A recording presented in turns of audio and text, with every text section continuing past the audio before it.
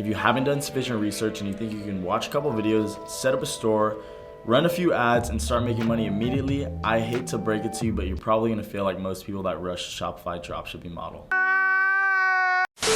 In this video, I'm gonna cover the mistakes I see a ton of beginner dropshippers making consistently and how you can avoid losing a lot of money going down the road in your e-commerce journey. Now, don't worry if you made some of the mistakes that I'm about to go over, because I've pretty much made them all and ended up having to go the hard route, which resulted in a loss of time and money.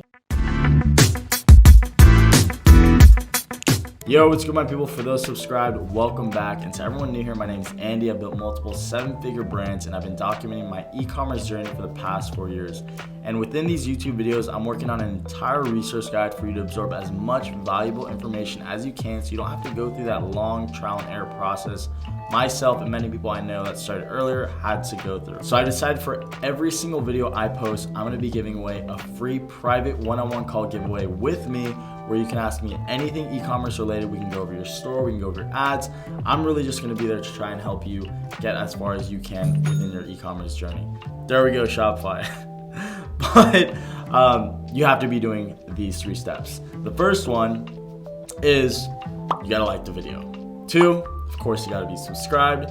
And 3, comment below one place you wanna travel to this year once you get your e-commerce journey up and going. Each giveaway winner will be announced at the end of my videos. All right, don't want to hold you guys back any longer, so let's hop into this value. First thing I want to cover in this video is product selection. In my opinion, one of the most important aspects of starting up your e-commerce store. I understand you might be wondering why I think this is so important.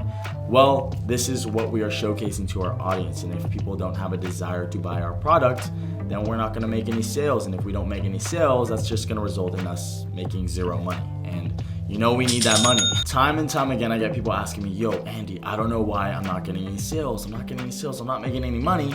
So what I do, I go look at their store, and sure enough, they're selling a mediocre product that provides no value, and they think that just because they personally like the product or they believe in this product, so will other people. Now, when you sell a product, try and detach your personal interest from your product research methods.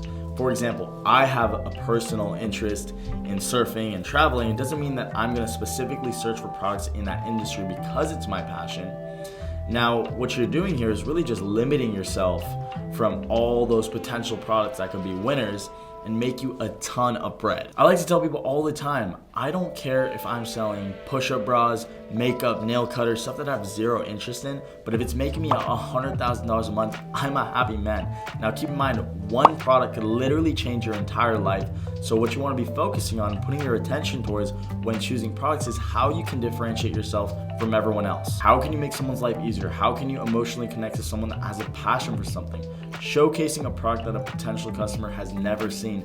These are things that are gonna help you separate yourself from the average dropshipper and achieve results like successful people in this space. And you realize soon that being extremely meticulous with what you choose to sell is actually gonna save you from going through an endless loop of testing product after product, never finding a winner, and then you're just discouraged and you think dropshipping doesn't work, or you think it's a scam, when in actuality your practices were just the issue. The next thing I want to talk about is the people that do end up eventually finding success in this space, but the critical mistakes that they make that cost them a massive setback without them even knowing it at first. Like I said earlier, don't feel bad if you've made these mistakes, because I made them myself. A lot of people I know have made them. Just going forward, try not to do this. The first being, when you find a winning product, it's starting to work super good, yet you're too eager and you start to force feed to all these platforms. You're pushing it, you're scaling your ads without any logistics or branding set in place. This is a massive issue because, as you know, most products are shipped within 30 days, and if you scale at volume, it's eventually gonna catch up to you, and all the money you're acquiring from sales are gonna get charged back, not to mention your user profile getting totally tarnished.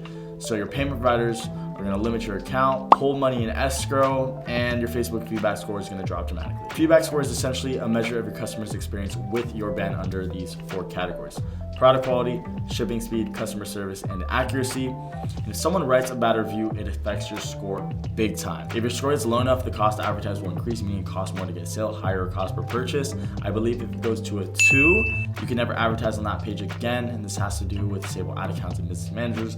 It's so crazy that Facebook will actually blacklist your credit card, so if you use this specific credit card on a different ad account, it will immediately ban that account. Now, to prevent something like this from happening, I suggest anyone that has a product that's starting to gain momentum to immediately reinvest their funds back into the business. That being a potential 3PL, branding aspects, custom packaging, product modifications, whatnot, and getting your business manager verified with a newly opened LLC or S Corp. And the reason why you want an LLC or an S Corp is for tax purposes, and so you can separate your personal assets from your business one. With all that being said, you're probably like, geez, dropshipping sounds like a horrible idea, but if executed properly, you have a ton of potential to build a legitimate business that strives for longevity.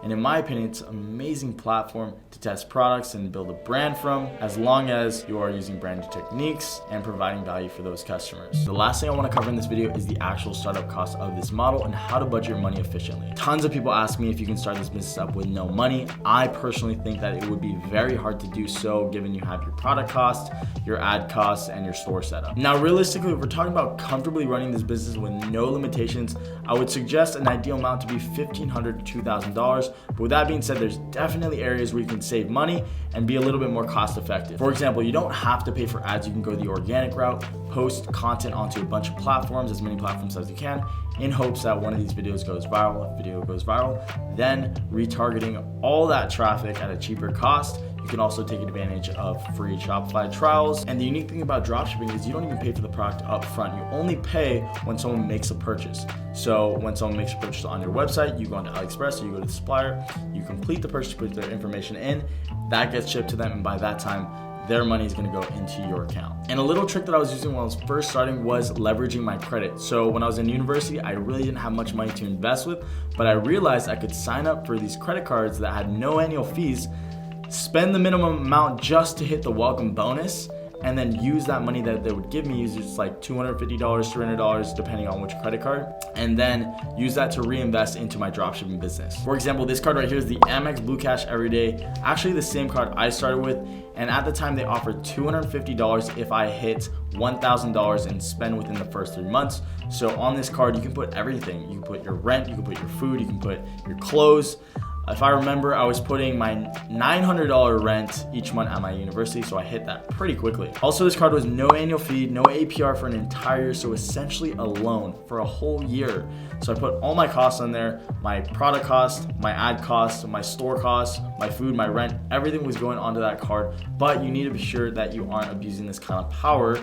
So pay it off every single month, no late payments, and you should be completely fine. And of course, eventually when you get more advanced and you start to understand this model better, you're gonna wanna open up one of these, a business credit card with your LLC or S Corp.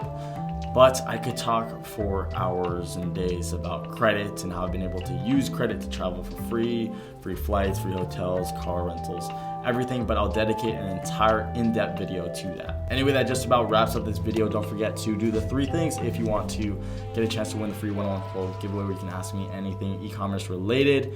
Free one-on-one calls each week for you guys. But I appreciate all you guys that are watching. Don't forget to like, comment, and subscribe. I'll see you guys in the next video. Peace.